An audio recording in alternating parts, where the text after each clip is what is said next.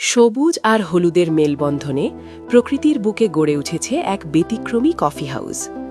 চারপাশ জুড়ে সরিষা ফুলের সমারোহ, যেন প্রকৃতির নিজস্ব কোনো ক্যানভাস। নেত্রকোনা সদর উপজেলার ৮ নম্বর দক্ষিণ বিশিউড়া ইউনিয়নের পাবিয়াজুর গ্রামে ১ একর সরিষা ক্ষেতের ঠিক মাঝখানেই এই ভিন্নধর্মী কফি হাউস গড়ে তুলেছেন প্রবাস ফেরত উদ্যোক্তা মিন্টু মিয়া। খোলা আকাশের নিচে বসে সরিষা ফুলের সৌরভ আর গ্রামী নিরাপত্তাকে সঙ্গী করে ১ কাপ কফির স্বাদ নিতে প্রতিদিনই এখানে ছুটে আসছেন দূর দূরান্তের দর্শনার্থীরা। কংক্রিটের শহর ছেড়ে প্রকৃতির কোলে বসে কফি পান এ যেন আলাদা এক অনুভূতি।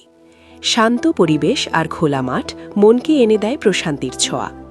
সকাল থেকে সন্ধ্যা পর্যন্ত দর্শনার্থীদের আনাগোনায় মুখরিত থাকে এই সরিষা ক্ষেত।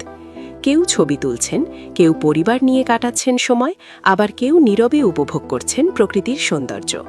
স্থানীয়দের পাশাপাশি পর্যটকরাও বলছেন, এমন ব্যতিক্রমী উদ্যোগ গ্রামে খুব একটা দেখা যায় না।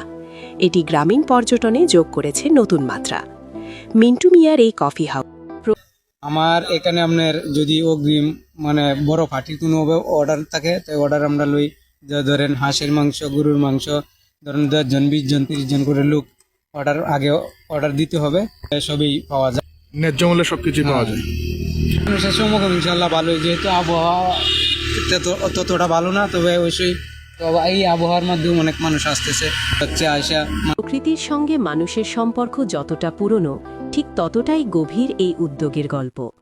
সরিষার হলুদ ফুলের মাঝখানে দাঁড়িয়ে থাকা এই কফি হাউস যেন বলে দেয়, উদ্যোগ থাকলে গ্রামেই গড়ে উঠতে পারে নতুন সম্ভাবনা। প্রবাস জীবনের অভিজ্ঞতা কাজে লাগিয়ে মিন্টু মিয়া শুধু একটি কফি হাউসই গড়েননি, তিনি তৈরি করেছেন এক অন্যরকম অনুভূতির জায়গা, যেখানে নেই কোলাহল, নেই কৃত্রিম আলো, শুধু আছে খোলা আকাশ, সবুজ মাঠ আর হলুদ সরিষার হাসি।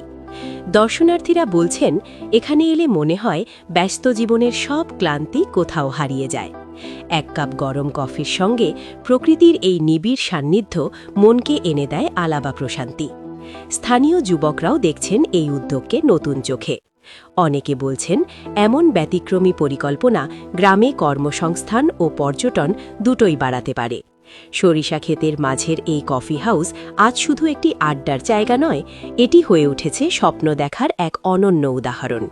প্রকৃতি আর সৃজনশীলতার হাত ধরেই এভাবেই বদলে যেতে পারে বাংলার গ্রামের ভবিষ্যৎ।